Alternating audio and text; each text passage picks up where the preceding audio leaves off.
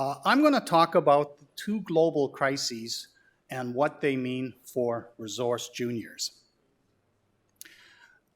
The first crisis is between China and the United States for domination of the global economy.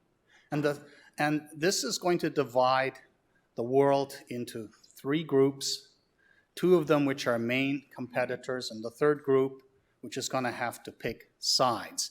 And this will have tremendous implications for gold and for many metals, of the other metals. The other problem is that of climate change and the energy transition. And this is a collective problem for all the countries. And it also has important implications for the resource juniors. So this graphic here pretty much tells you the story of the relative convergence of the Chinese economy with that of the United States. By 2030, they will be roughly equal or close to similar GDP. And we used to think that China would become just like us as the country gets richer, a middle class emerges, democratic principles would come into play, and we would continue to have this wonderful globalized economy, and the cost advantage that China has would diminish, and we would have a more fair competition. But when Xi Jinping came along, he said, nope, we are going to stay an autocracy, a communist autocracy. We are going to allow capitalist entities to continue to be there. We're going to create a hyper-surveillance society, and we are going to compete with the United States for domination of the global future. And last year, they made their alliance with Russia, which is now a full-blown autocracy, explicit.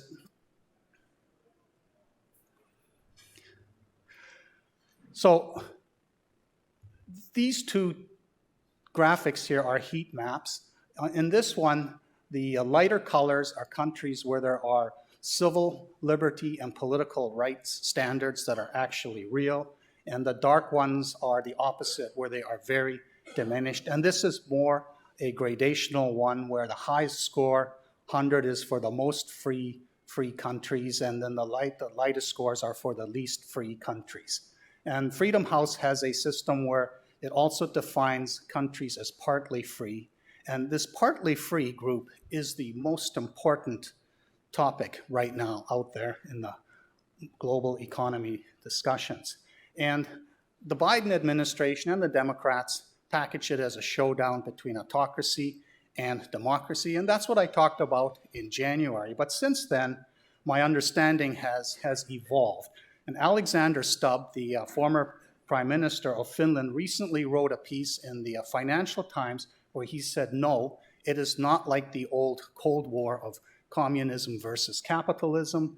It is the global West, which is all the high freedom ranking regions, and the global East, which is the autocracies, China, Russia, competing against each other. But it is the global South, the partly free countries, that are sitting in the middle, and it's now turning into a competition. And we saw this really become apparent last year after Russia invaded Ukraine and the United States instituted sanctions, and yet 125 of these countries, mainly in the global South, just aren't participating and decided not to vote at all when the UN resolution came in. So we had the global West approving the United Nations resolution, and the global East, outright rejecting. And that's wonderful countries like Iran and Saudi Arabia and so on. But the global South, they're on the sidelines. And for them, they don't know how this battle will play out. And for them, the question is, which side serves our interests better? And here you see the current layout of how the global GDP is dominated by the different nations. There's only 3 of the global East, the autocracies, up here, and the rest are generally dominated by the Western nations, the global West. And the interesting group now is the portion of the BRICS that isn't China and Russia. Brazil, India, and South Africa. These are, big population countries. They have lots of resources. They are a very important part of the future. And when Lula was elected in Brazil after Jair Bolsonaro got kicked out, everybody thought, oh, he'd immediately swing to the global West. But no, he's swinging both ways. He's playing both sides. And again, you see this here, the concentration of population here is enormous relative to a distribution of where GDP is. Now, China is the second largest, but military spending, the United States outweighs everything. And interestingly, in official gold reserves, the United States still is the biggest, at least official, holder of gold. Now, what these global South countries are unhappy about is that these sanctions, the US dollar has been weaponized to enforce these sanctions. The US dollar is basically the global reserve currency. It's used for all economic trade. The US dollar does price discovery of what everything costs. And when you consummate the trade, it's parked into US Treasury bills. And right now, that's becoming a big battle. The global East wants to shift away from reliance on the US dollar, and also the global South, insofar as they want to pursue a relationship with the global East, also realize that they could become targets for sanctions from the global West. This is the case for expecting a higher real price for gold after several decades of gold being marginalized. Now, this graphic here, this graphic here shows that the portion of all above ground gold stock held by central banks has continued to shrink over time. But this graphic here shows that since about 2008, central banks have started accumulating gold as part of their asset base. And if the US dollar does start to sort of fall apart and cease to be used, there isn't any obvious other currency to take its place. So gold is a bridge, a transitional bridge from the US dollar totally dominating the global economy to one where the global economy likely splits into separate trading zones where the global East and the global West don't have much to do with each other, and the global South picks and chooses what works best for them. Now, this little drop last year is a bit of an illusion because there were some distressed autocracies that were forced to liquidate gold in order to make their payments. But it was more than offset by others acquiring gold. So there's now a trend, a central bank trend, a trend out there where central banks are buying gold. And if you look at things like the GLD for the past year, it's been kind of sideways in terms of accumulating ounces. That means retail institutions, investors have not been buying gold. And yet gold has been going up like it's trying to make $2,000 the base rather than the ceiling for future moves. Now here's just a distribution of where all the gold sits right now. And you kind of see the global West dominate the top. Then you have Russia and China with a significant chunk. But then again, it's a bunch of global West countries. And then here's global East countries. These are the ones that are starting to acquire gold. And one elephant in the room is how much gold does China actually own? So that blue line is officially what they own. But China's the biggest gold producer in the world. Whom do they sell their gold to? To their own people? No, I think state-owned entities that are all under the purview of the government of Beijing are buying China's old gold production.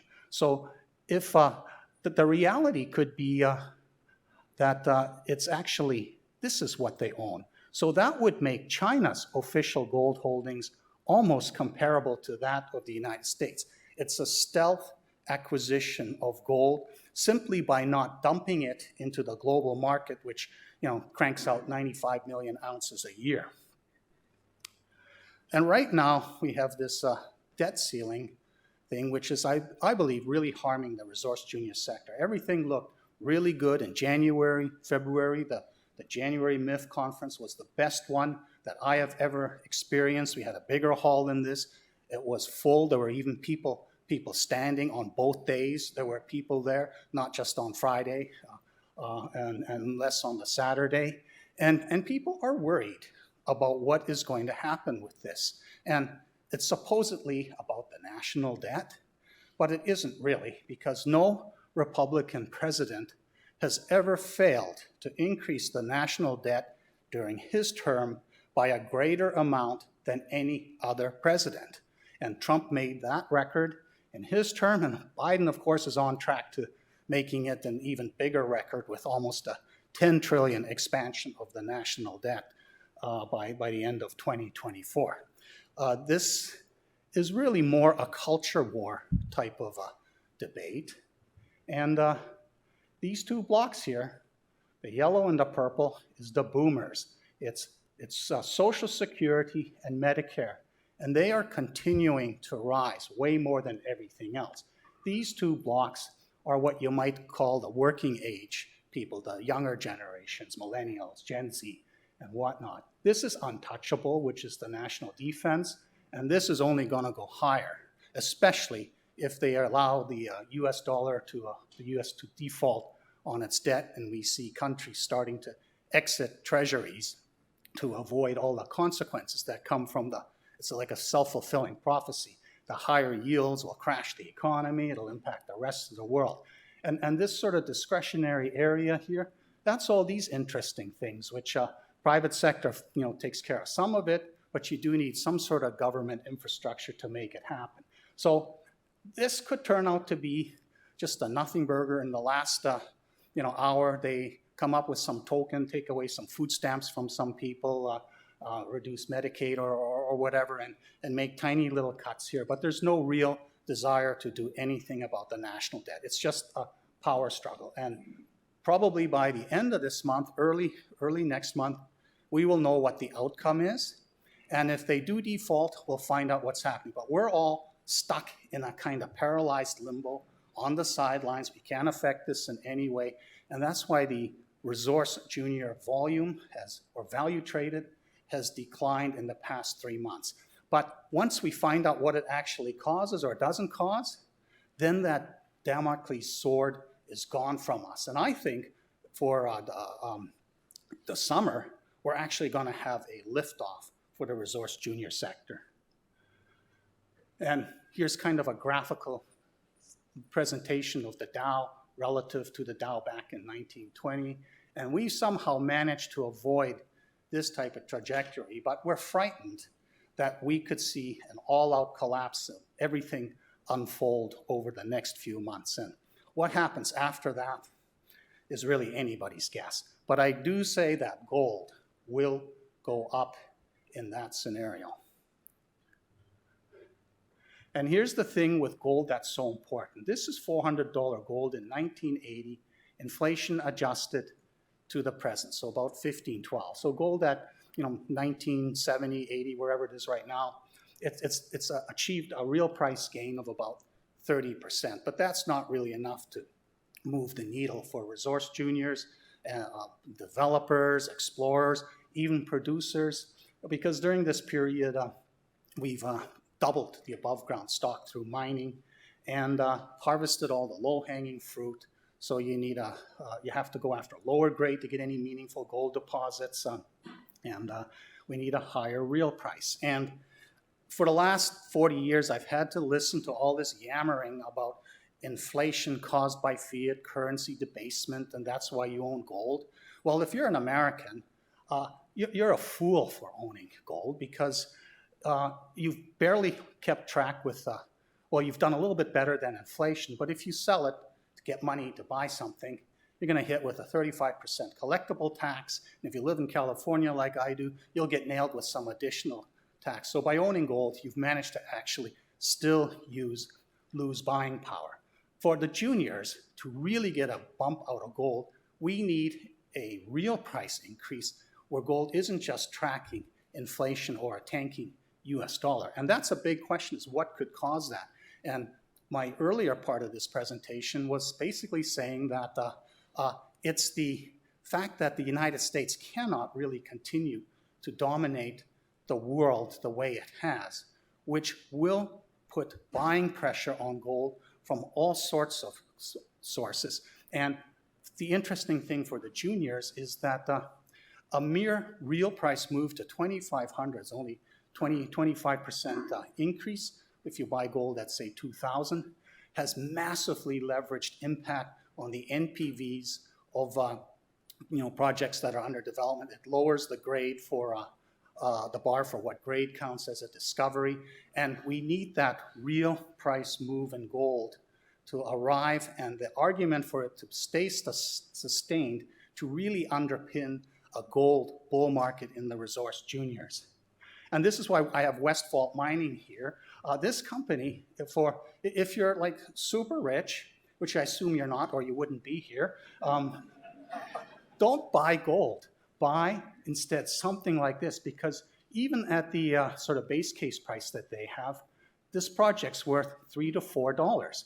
If you get a move to 2,500, it goes to $7 to $9. So this is what I call a leveraged proxy for gold, and the company's all set up to, it's got $4 million in the banks to ride out the next year and just wait for the real price of gold to rise and inspire a producer to come along and take this out at fair value.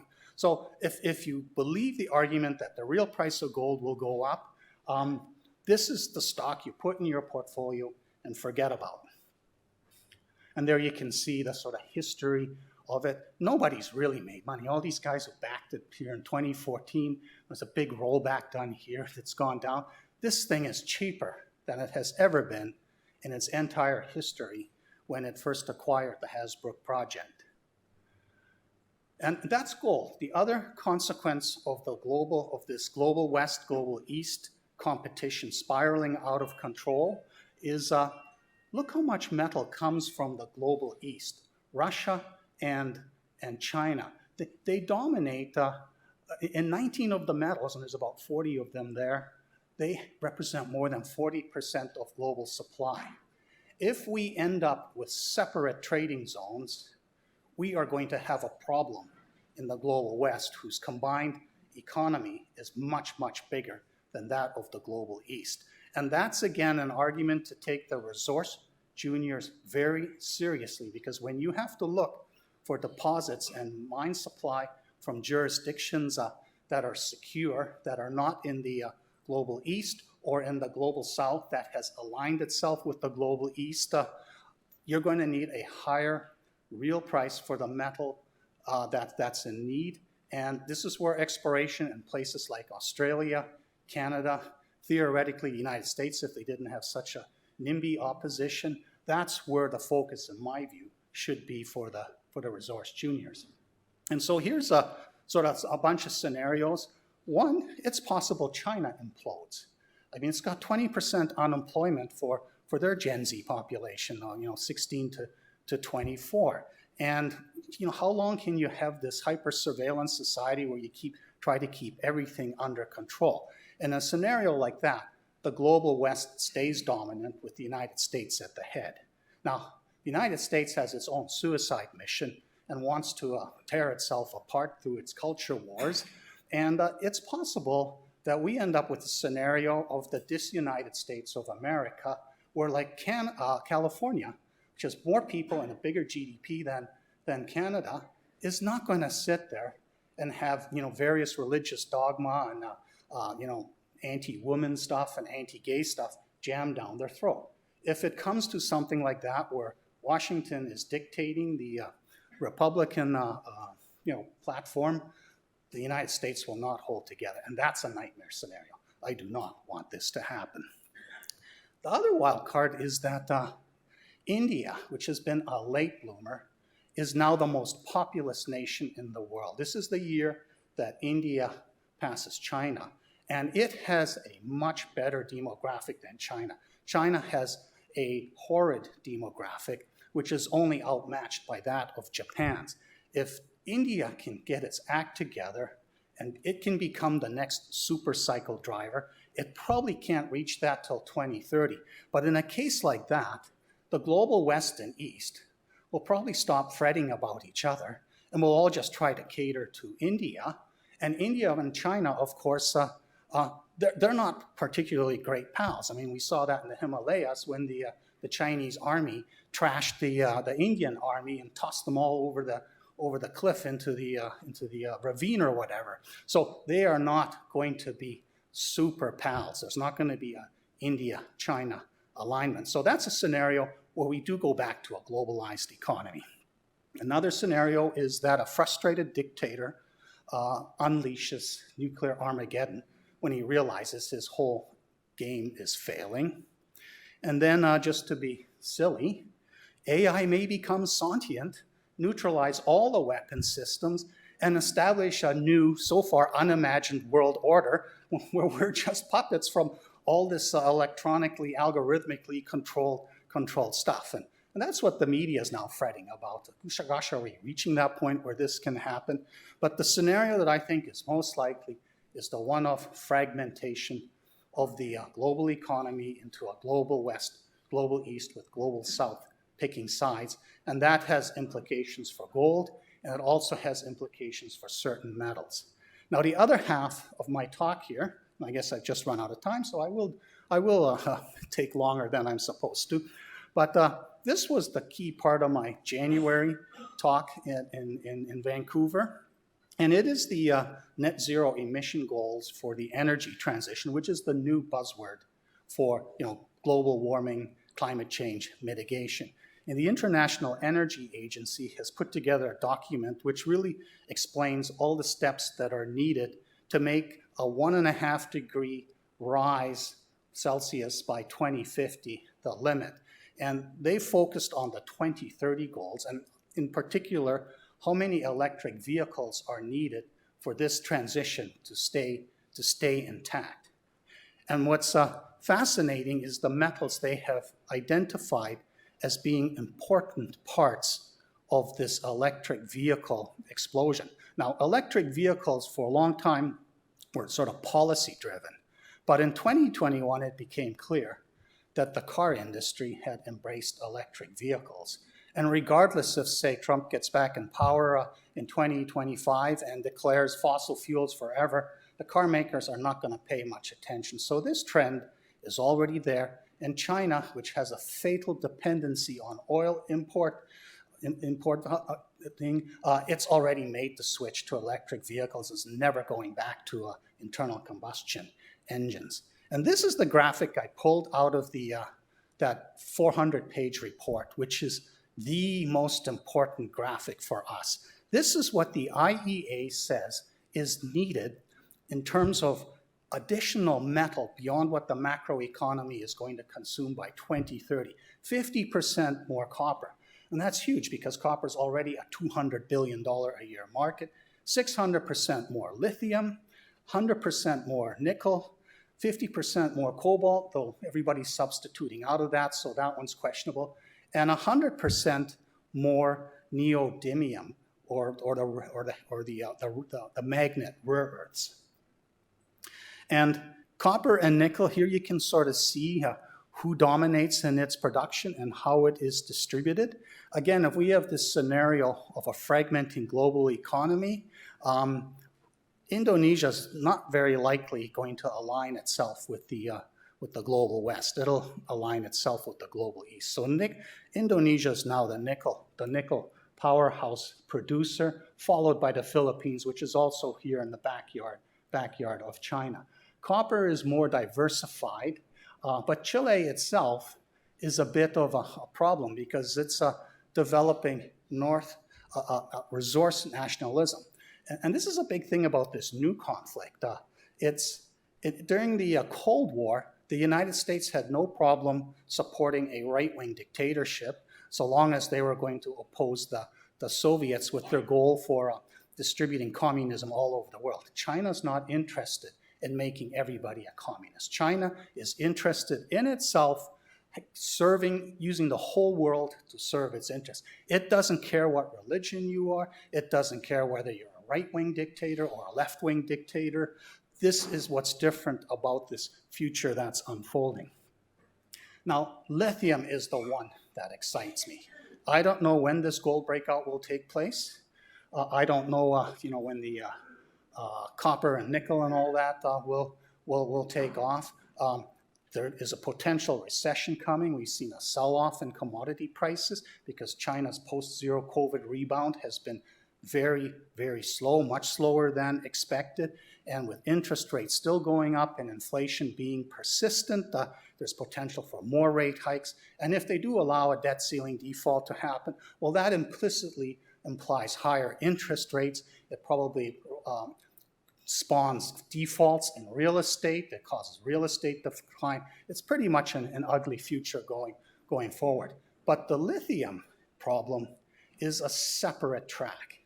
So if you need 600% more lithium, where's it going to come from? So there are two main sources. There are the pegmatites and there are the brines. And the Australians right now dominate, followed by Chile. And then Argentina, which is the rising star in the lithium triangle. Bolivia seems doomed to be an also-ran, even though it has tremendous lithium resources in its sailors. And here's kind of a way to think about this. In 2005, lithium was worth only $200 million. This is why there are all these pegmatites all over, documented as a byproduct of exploring for precious metals and base metals, but it was a nothing market serving glassware, ceramics, and other obscure industrial applications. Then it became, around 2015, it became a $10 billion market.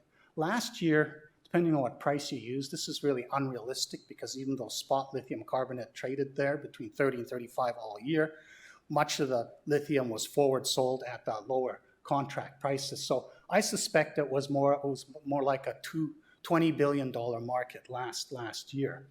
But we've seen now a 100-fold increase in the value of this market, and it still needs to increase 6 times more to meet these EV goals, unless there's some magical substitute for lithium-ion batteries. So this is the monster space. This lithium is set because you're not going to see this extra lithium come into existence if lithium crashes back to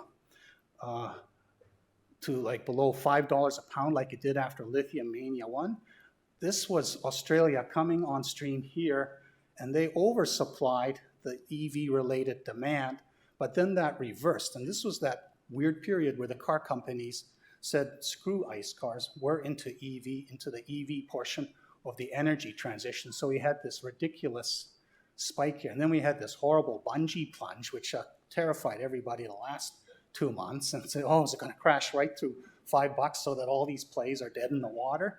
No, it did bounce off just above $10, got back to 19. It's going to oscillate and stabilize somewhere between $10 and $20 a pound. Now, what the North Americans do not really understand is the value equation behind this. Like, okay, well, lithium grade, lithium oxide, what does that mean? Lithium carbonate, what's that? Where do you even look it up? I've created a matrix here showing what the rock value is. At $10 a pound, 1% is equivalent to 8.5 gram gold or 6% copper. That's insane. Open pitable deposits ranging from 10 million to 100 million tons. There's a race now underway to revisit all these pegmatites out there, find out which ones are 1% or better, which ones have size, and which ones aren't in some horrible location where you'll never get it permitted to be developed. This does not, open pitable stuff like this does not exist for copper or gold. Even if copper doubles, even if gold doubles, this is still a different league. This is an anomaly. And the fact that lithium has to expand 600% by 2030, or your EV dreams are toast, and become a $100 to $200 billion market on a par with copper and gold, this is unprecedented in the history. And it's because of the urgency of mitigating the global warming from greenhouse gas emissions. This is part policy-driven, it's necessity-driven. Almost all other metals usages, it's optional. There are alternatives. And there will ultimately be alternatives to lithium-ion batteries. I think eventually hydrogen fuel cells will replace them, but that's 15 years down the road. The window right now is the lithium space. And this summer, we will see the biggest prospecting boom in the history of Canadian exploration. These companies have gone through the archives, found these old pegmatite showings, have staked them, and this is the summer they put boots on the ground, armed with a LIPS gun that can measure lithium content, or an XRF gun that can measure the heavier elements like rubidium, which are indicators for the pathfinders for lithium, and go out there, find out where these showings are, peel back the moth, see how big it is, get some chip samples or trench samples, send them in for assays to confirm what their gun's telling them. And what's fascinating about this is the rumor mill has been dead in this sector for many decades. You can't tell from core visuals what the grade's going to be. It disappears to the lab for 3 months. You get it back, looked great, assays suck. Okay, stock tanks. You cannot, all rumors related to ordinary exploration drilling are meaningless. But you cannot control what the boots on the ground see in the field. When they visit all these pegmatites and they're shooting this and the geologists starting to throb with excitement, those workers, when they're in the bar, they're going to talk about it. They're going to say that beyond lithium has got a big one and it looks like 1%. It still has to be confirmed by drilling. But you can scout out early stage through prospecting, high-grade potential and size potential with economics that are open pit-based economics. It's kind of like the 19th century when people swarmed North America prospecting for high-grade silver and gold veins, but the scale of the deposits is enormously bigger. And here's sort of Beyond Lithium as part of my collection because they have got over 60 properties in Ontario that were basically staked on archival research, looking at what all these geologists over many decades, and Canada has this wonderful assessment reporting system, were forced to report, and this is being revisited by all these companies out there. It's a stealth prospecting boom. The public doesn't understand it. By September, we are going to see targets ready for drilling, and also in the early part of next year. This is going to be a monster exploration boom, and it will be driven by rumors that actually can be true and that the regulators can do nothing about, and which we have social media to circulate massively. And of course, there will be many lies floated also, but that's where the credibility of the company and the team that it has comes into play. And why will this happen? Well, this is Patriot Battery Metals. I had them here in Vancouver back in 2018 because their Corvette property was next to Midland's Mithril property. And Mithril looked like a huge copper discovery for the James Bay area. Turned out not to be, but these guys had picked up this Corvette trend for its lithium potential in 2015, but by the time they got around to doing anything, lithium had collapsed, so they did nothing and drilled some gold targets nearby and came up with nothing interesting. In 2021, they started drilling it. And they have a 50 to 100 million ton pegmatite grading between 1% and 2% visibly in shape. Anybody who has a leapfrog system can go and do the numbers and come up with these estimates. This is now $2 billion valuation, and we're seeing for similar deposits, Liontown has a real $5 billion Australian bid, tentative bid I should say, from Albemarle on the table. The Albemarles, they know the future is pegmatite supply. The Chileans are messing around with their brine supply. Direct lithium extraction is a potential major solution to this lithium supply problem where you process the brines from oil fields, but that's a technology cost story whose outcome you won't know until it's known. So there's nothing to speculate. It's not like pegmatites where you can see the beginnings or a deposit take shape and you can do your 3D math and apply to specific gravity and say, wow, 15 million tons, whoa, 1%. this is going to be imitating something like this. And this by itself is not big enough to take care of the problem. We need dozens of projects like that. The Australians get it. That's why they're here. The North Americans are still asleep at the switch, but when this gets taken out, sometime after they publish a resource estimate later this year, then Canada and America will wake up and realize what is happening, and whoever's got exposure to lithium, pegmatite juniors, is going to make a lot of money.